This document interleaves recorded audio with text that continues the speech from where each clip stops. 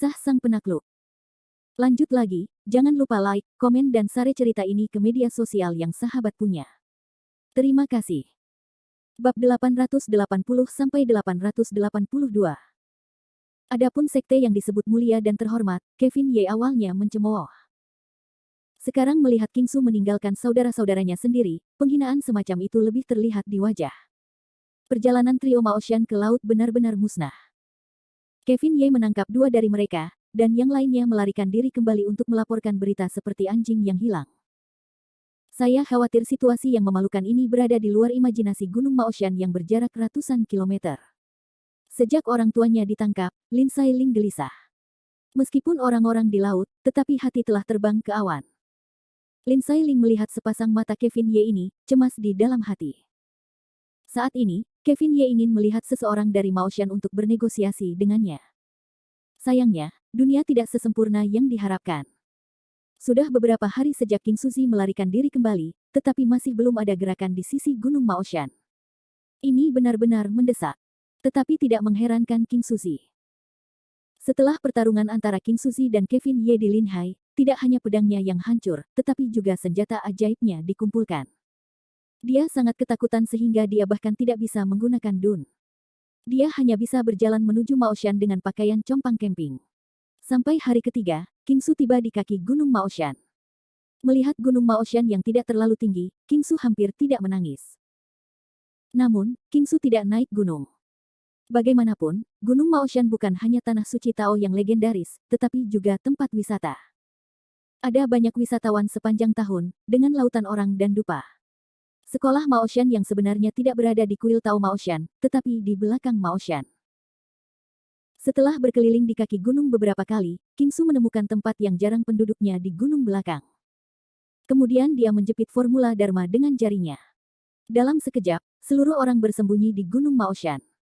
Jelas, ada susunan mata penghalang di luar gunung Maoshan untuk menipu dunia. Tanpa menunggu King Su melangkah maju, mereka mendengar dua orang berteriak, siapa yang berani masuk ke daerah terlarang Gunung Maoshan tanpa izin. King Su mendongak dan melihat dua anak Tao berjubah Tao biru berteriak pada diri mereka sendiri. Ini aku. King Su berpura-pura menanggapi Gao Leng. Kedua anak Tao itu menatap King Su dengan saksama, dan kemudian mereka mengenali pendeta Tao yang lusuh itu. Mereka dengan cepat dan penuh hormat berkata kepada King Su, itu adalah pendiri King Su. Aku pernah melihat pendiri King Su. King Su tidak berani berlama-lama di depan gerbang Gunung Maoshan. Bagaimanapun, penampilannya harus dilihat oleh rekan-rekannya, terutama generasi muda.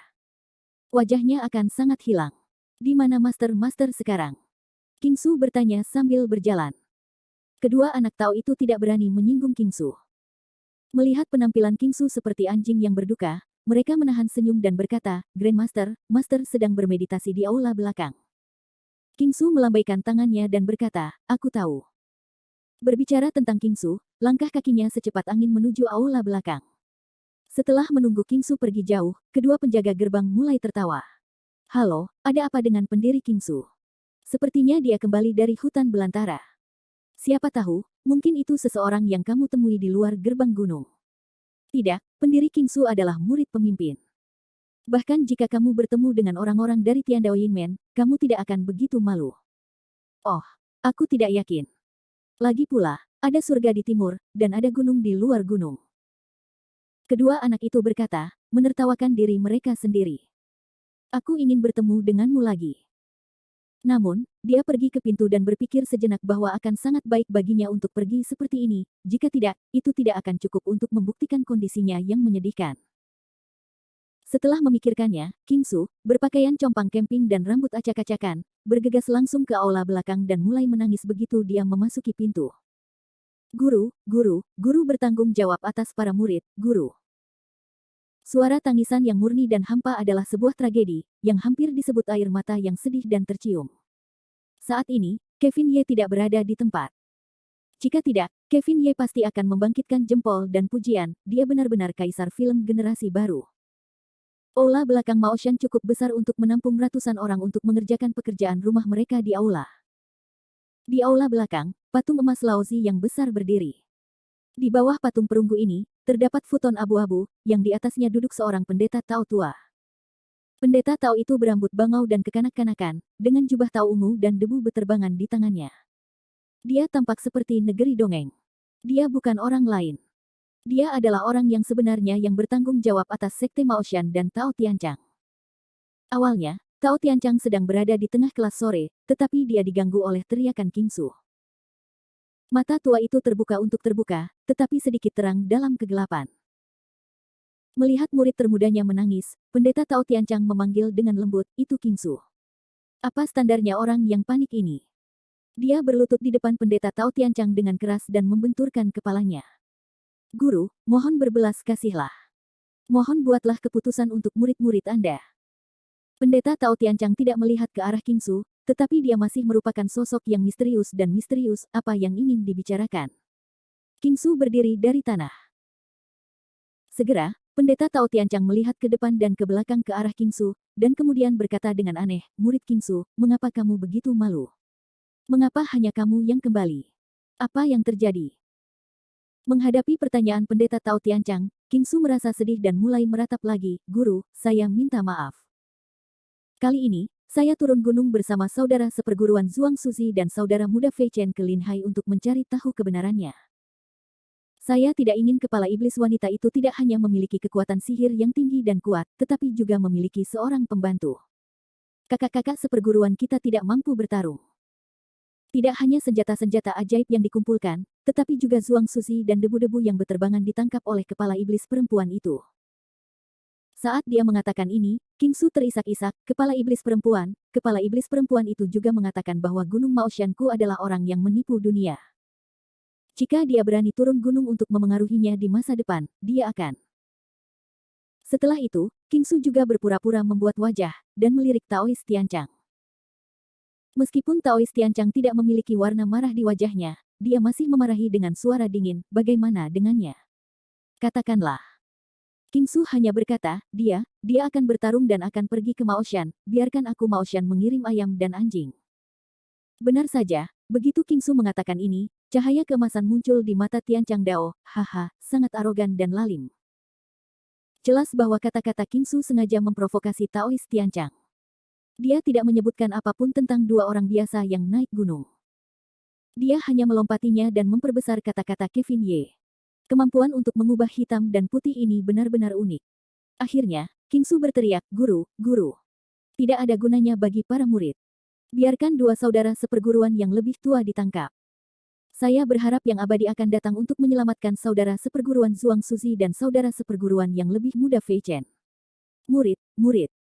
Pada saat yang sama, Kingsu menangis seperti orang yang menangis. "Kau tahu lebih banyak bang bang bang," langsung melumpuhkan noda darah ungu di dahinya. Pendeta Tao Tianchang tergerak oleh tangannya sendiri. Ia membantu Kingsu berdiri dan berkata, anak baik, kakakmu sangat mencintai, dan sebagai guru, kau akan memahaminya. Kau harus kembali dan berganti pakaian serta beristirahat selama 1 malam. Aku akan mengurus masalah ini sebagai guru. Berjanjilah, aku akan mematuhi hukum gurumu." Suaranya bergetar, tetapi Kingsu merasa puas. Ia perlahan mundur dari aula belakang Gunung Maoshan. Pada saat itu, pendeta Tao Tianchang tidak yakin, dan ia tidak dapat berhenti menghitung apa yang sedang dikatakannya. Aneh, monster macam apa itu? Begitu merajalela sehingga ia berani menantang Sekte Maoshan secara terbuka. Dengan itu, pendeta Tao Tianchang juga mendesis dingin, mengapa hari ini tidak dapat menghitung tumit pihak lain? Siapa yang pada akhirnya mengganggu kesempatan surga? Namun, ketika pendeta Tao Tianchang sedang berjuang untuk menghitung, sebuah suara dingin datang dari belakang aula, dengan penghinaan dan ejekan. "Hantu tua Tianchang, aku tidak menyangka akan bertemu denganmu selama lebih dari 100 tahun. Kau masih memiliki kebajikan ini. Semuanya tergantung pada kesempatan alami. Jika itu benar, kau seharusnya melarikan diri. Mengapa menunggu bencana berdarah ini?" Suara itu benar-benar membuat Tao Tianchang terkejut. Dia terbang dari kasur dan berteriak, "Siapa yang licik?" Bab 881. Suara serak itu tiba-tiba bergema di aula belakang Gunung Maoshan, yang membuat Tao Tianchang terlonjak. Sebenarnya, suara yang tiba-tiba ini tidak mengerikan, yang benar-benar mengerikan adalah keheningan yang menyelimuti orang-orang Maoshan. Sudah lebih dari 100 tahun sejak Tao Tianchang mengambil alih Maoshan. Meskipun Mao Shan tidak dapat dibandingkan dengan gerbang tersembunyi Tiandao itu, ia juga merupakan pemimpin Taoisme. Di luar gunung, ada barisan besar untuk melindungi gunung.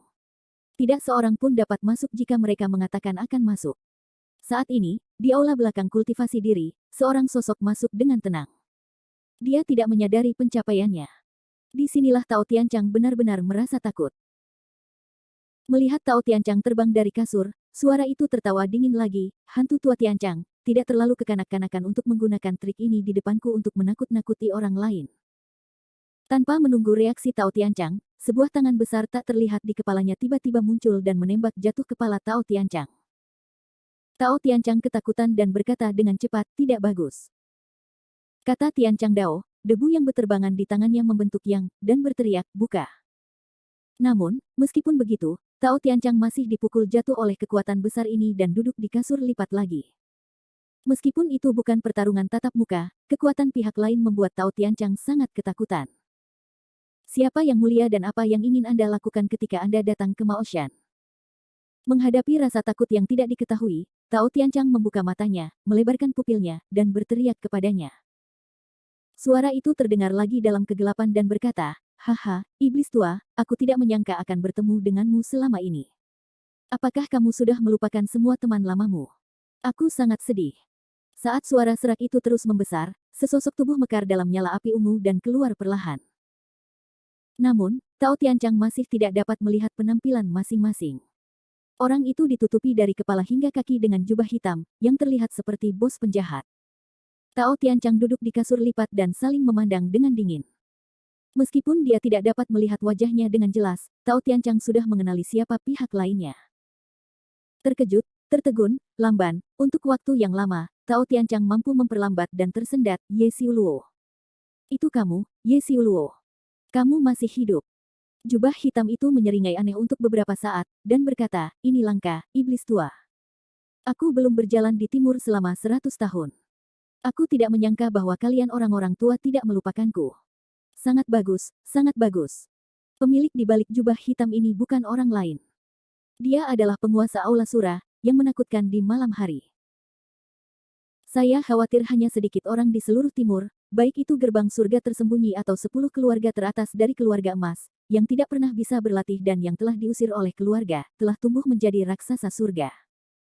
Tianchang juga telah berpartisipasi dalam perang suci antara timur dan barat setengah tahun yang lalu. Tentu saja, dia sangat mengenal orang itu. Dalam perang suci antara timur dan barat 100 tahun yang lalu, 20-30 guru agama Buddha dan Taoisme mengepung Yesura dan memaksanya untuk melarikan diri dengan serius. Saya tidak menyangka bahwa setelah 100 tahun, iblis besar itu kembali lagi. Saat itu, Taois Tianchang menatap iblis yang ganas di depannya, dan seluruh orang itu gemetar. Tanpa sadar menelan ludah, pendeta Tao Tianchang tergagap, "Yesura, kamu telah menghilang selama 100 tahun, tetapi sekarang kamu berani kembali ke tanah timur, apakah kamu tidak takut dengan sanksi dari gerbang surga tersembunyi?"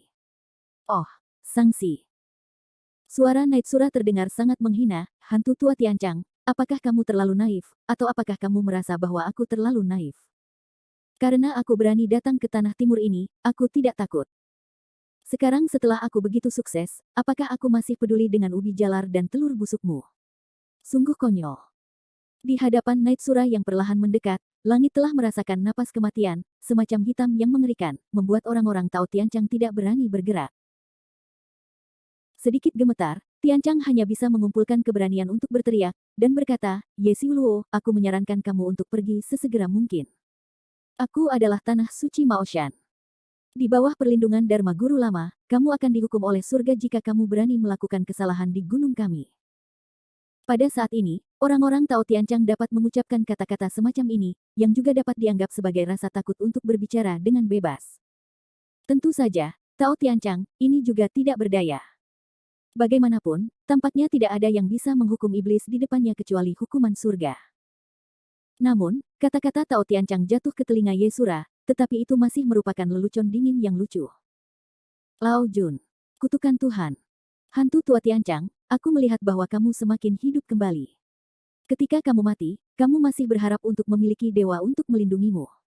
Itu benar-benar konyol dan menggelikan." Saat dia berkata, suara Ye Xiuluo menjadi semakin keras, "Konon, Anda, seorang Taois tua, telah hidup selama ratusan tahun.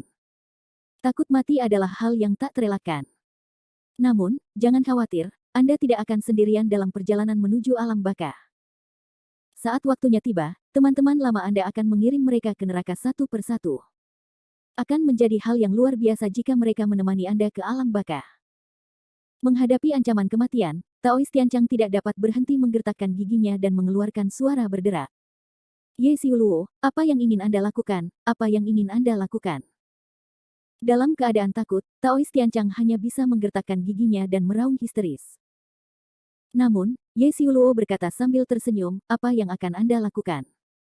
Hantu tua langit, pertanyaan bodoh seperti ini yang keluar dari mulut Anda adalah lelucon. Yang ingin saya lakukan sangat sederhana, membunuh Anda, itu saja. Tidak ada yang lain. Hanya membunuh. Ketika Ye Xiuluo menunjukkan niatnya, Tao Tianchang putus asa, karena pihak lain tidak memiliki permintaan, tidak ada ruang untuk mediasi, dan dia tidak dapat mundur. Bahkan tidak ada jalan pintas. Raungan terakhir datang dari pendeta Tao Tianchang. Ye Xiuluo, jangan terlalu liar. Jika kamu ingin membunuhku, kamu harus melihat apakah kamu memiliki metode ini. Dengan itu, Tao Tianchang tiba-tiba membumbung tinggi di sekujur tubuhnya, dan debu yang berterbangan di tangannya menyebar. Dia ingin melawan iblis di arah yang berlawanan. Tetapi Ye Xiuluo yang berlawanan mencibir, bagus, jadi benar. Jika kita bertarung sampai mati, kita akan mengharumkan nama pemimpin Maoshan. Setelah bercanda, Ye Xiuluo segera menyingkirkan ekspresi bercandanya dan mengangkat tangannya. Sebuah cetakan tangan besar tercetak ke arah Tao Tianchang. Tao Tianchang tidak dapat menghindarinya. Dia hanya dapat melakukan gerakan. Debu yang berterbangan di tangannya bergetar dan berkata, patah. Hanya dalam sekejap, kedua kekuatan di aula belakang Maoshan bersinar satu sama lain dan bersinar cemerlang. Bab 882. Menghadapi ancaman kematian, pendeta Tao Tianchang harus menghadapi ancaman kematian. Meskipun Anda tahu bahwa Anda tidak dapat memperolehnya, itu adalah jalan buntu jika Anda tidak melawan. Lebih baik melepaskannya. Sidik jari Ye Xiuluo sangat mengerikan sehingga mereka hampir tidak dapat melawan. Jejak tangan yang tak terlihat itu menangkap debu yang mengambang di tangan jalan Tianchang dan menghancurkannya. Kemudian dia mencetaknya di dada pendeta Tao Tianchang dengan postur yang sangat ganas. Pendeta Tao Tianchang tidak dapat menahannya dan mundur berulang kali. Dia hanya merasa dadanya penuh dengan darah, yang membuatnya sedih. Setelah satu gerakan, kedua orang itu saling berdiri. Namun, Ye Xiuluo tidak memanfaatkan kemenangan itu, tetapi mencibir pada Tianchang dan berkata, hantu tua Tianchang, aku tidak menyangka akan melihatmu selama lebih dari 100 tahun. Kultivasimu masih di tempat. Sepertinya kamu, orang tua itu, telah hidup dengan anjing selama 100 tahun terakhir. Sungguh menyedihkan. Menghadapi ejekan Ye Xiuluo, Dao Tianchang marah dan memarahi, Ye Xiuluo, kamu tidak bisa menjadi pahlawan hanya dengan bermain-main dengan mulutmu. Kita bisa melihat bab yang sebenarnya di bawah tangan kita jika kita memiliki kemampuan. Bebek mati memiliki mulut yang keras. Ye Xiuluo merendahkan diri dan bersenandung, aku ingin melihatmu, Taois tua ini masih memiliki caranya. Ye Xiuluo meremehkan, menunggu, kekuatan, Taois Tianchang. Aku melihat Taois Tianchang memegang jarinya, dan tiba-tiba sebuah pedang kayu persik muncul di tangannya. Karakter kuning pada badan pedang terlihat jelas, semua prajurit yang bertarung berada di depan satu sama lain, keluarlah. Saat dia berbicara, karakter kuning melayang dan berubah menjadi lingkaran di sekitar Yeshura. Ye Xiuluo tidak terkejut tetapi berkata sambil tersenyum, hantu tua Tianchang, aku masih berpikir kamu memiliki cara baru. Itu sama saja dengan yang lama. Itu memalukan. Kata Ye Xiuluo melambaikan tangan besarnya, berkata, hancurkan. Api iblis ungu menyala, membakar abis karakter kuning Tao Tianchang. Namun, Tao Tianchang sebenarnya adalah pemimpin Maoshan selama ratusan tahun, di mana ada pasangan yang cocok. Pada saat Ye Xiuluo gembira, pedang kayu persik di tangan Tao Tianchang menyala, dan tubuhnya berubah menjadi kilatan petir, dan langsung menuju Ye Xiuluo. Ye Xiuluo tidak siap dan ditusuk di dada oleh pedang kayu persik ini. Namun, Ye Xiuluo tampaknya tidak peduli. Dia hanya berkata dengan dingin, ya, bagus. Tidak ada peningkatan dalam kekuatan sihir. Kultivasi seni bela diri telah membuat banyak kemajuan, pedang ini dapat dibandingkan dengan makhluk abadi yang terbang di langit meskipun dia ditusuk oleh pedang kayu persik milik Taois Tianchang, tampaknya Ye Xiuluo tidak ada hubungannya dengan itu. Tepat ketika Taois Tianchang ingin melakukan upaya lebih lanjut, jubah hitam Ye Xiuluo tiba-tiba menghilang, hanya menyisakan bayangan di depannya. Taois Tianchang sangat ketakutan sehingga dia tidak bisa merasakan kepalanya sejenak. Namun, ketika tawa dingin Ye Xiuluo yang disertai dengan tubuhnya muncul lagi, bakat jalan Tianchang berteriak, tidak bagus. Namun, sudah terlambat bagi pendeta Tao Chang untuk bereaksi pada hari itu. Tangan Ye Xiuluo tiba-tiba menyalakan cahaya gelap, yang langsung tercetak di jantung belakang Taois Tianchang. Dia dipukul oleh kekuatan besar ini sebelum dia bisa berbalik. Astaga, seteguk darah menyembur keluar, tubuh pria Taois Tianchang jatuh di ambang kehancuran di depan raja tua yang besar. Saat ini, Ye Xiuluo perlahan dan santai mendekati Taois Tianchang, masih meremehkan, meskipun sedikit kemajuan, tetapi masih belum cukup untuk dilihat. Berbaring di lantai yang dingin, pendeta Tao Tianchang merasa bahwa dia semakin dekat dengan kematian. Wajah lelaki tua itu meneteskan keringat, dan punggungnya dingin. Dia tidak berani menatap mata Ye Xiuluo. Pendeta Tao Tianchang bergerak mundur. Meskipun Anda tidak dapat melihat wajah Ye Xiuluo, pendeta Tao Tianchang tahu bahwa Ye Xiuluo pasti sangat ganas saat ini. Dalam jubah gelapnya, mata Ye Xiuluo bersinar dengan cahaya hijau muda, dan dia menatap pendeta Tao di tanah. Hehe, hantu tua Tianchang, sepertinya kau tidak bisa membuatku terkejut. Kita juga sudah menyelesaikan permainan, yang lama juga sudah bercerita, sekarang kau bisa tenang di jalan. Selamat tinggal, iblis tua. Ucap Ye Xiuluo sambil mengangkat tangannya, cahaya yang menyilaukan dari telapak tangan Ye Xiuluo, tampaknya memiliki kekuatan untuk menghancurkan langit dan bumi. Namun, Tao Tianchang, yang sedang menghadapi kematian, tidak memiliki rasa takut. Wajah tuanya penuh dengan senyum dingin, yang tampaknya sedang bermain-main dan mengejek. Ketika Ye Xiuluo hendak bergerak, tetapi dia belum melakukannya, wajah Tao Tianchang menjadi ganas. Matanya menatapnya, dan mulutnya tiba-tiba terbuka. Ye Xiuluo terkejut dan tidak tahu apa yang ingin dilakukan Tao Tianchang. Namun, ketika Ye Xiuluo bereaksi, sudah terlambat. Cahaya di Tianchang Dao tidak lain adalah pedang yang tajam. Pedang ini sangat cepat dan kuat. Pedang itu dapat menembus telapak tangan Ye Surah. Ye Xiuluo mendengus panik dan melihat ke arah mata pendeta Tao berkilat marah. Perjuangan yang sia-sia, hantu tua Tianchang, kau benar-benar terkutuk.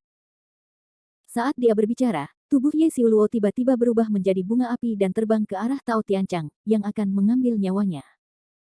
Sayang sekali Tao Tianchang tampaknya telah bersiap untuk itu, dan dia melafalkan sesuatu dalam hati. Tiba-tiba, Ye Xiuluo merasakan momentum yang kuat dan dahsyat antara langit dan bumi, yang datang ke arahnya. Melihat ke atas lagi, Ye Xiuluo melihat jaring besar jatuh dari langit di aula belakang Gunung Maoshan, dan mengikat dirinya dengan erat. Saat ini, Tao Tianchang tampaknya sedang duduk di Diao Yutai, berkata, dekat. Sepotong jaring kawat emas itu tiba-tiba mengencang, mayat Ye Xiuluo akan terbungkus di dalamnya. Kemudian berubah menjadi gulungan dan terbang kembali ke Tao. Melihat Ye Xiuluo sudah tenang, pendeta Tao Tianchang mengelus jenggotnya dan tertawa sebentar, hahaha. Ye Xiuluo, dasar iblis, tidak menyangka kau akan memilikinya hari ini. Lao Dao hanya sengaja menunjukkan kelemahanmu padamu. Aku tidak menyangka kau akan tertipu semudah itu. Lao Dao, jilid 8 trigram ini dibuat oleh Lao Jun sendiri di zaman kuno. Buku ini memiliki kekuatan yang tak terbatas. Dalam 3 hari dan 2 hari, kau akan berubah menjadi genangan darah dalam diagram 8 diagram ini, dan kau tidak akan pernah bisa hidup melampaui umurmu. Hahaha. Pendeta Tao Tianchang yang telah mengambil alih Ye Xiuluo penuh dengan rasa percaya diri. Bagaimanapun, kupikir puluhan master Taoisme dan Buddhisme pada tahun-tahun itu gagal mengalahkan iblis ini. Hari ini, dia menjatuhkan Ye Xiuluo tanpa usaha apapun. Jika ini disebarkan, status Maoshan di Daozong Timur pasti meningkat. Namun sayang, pendeta Tao Tianchang tidak sempat bergembira dalam waktu yang lama, sehingga diagram baguannya mulai berubah. Diagram 8 itu awalnya bergetar, lalu melompat keluar dari tangan pendeta Tao Tianchang. Akhirnya, bunga teratai ungu yang aneh mulai mekar perlahan di aula. Pendeta Tao Tianchang berseru dengan tidak percaya, bagaimana ini bisa terjadi? Bagaimana ini bisa terjadi?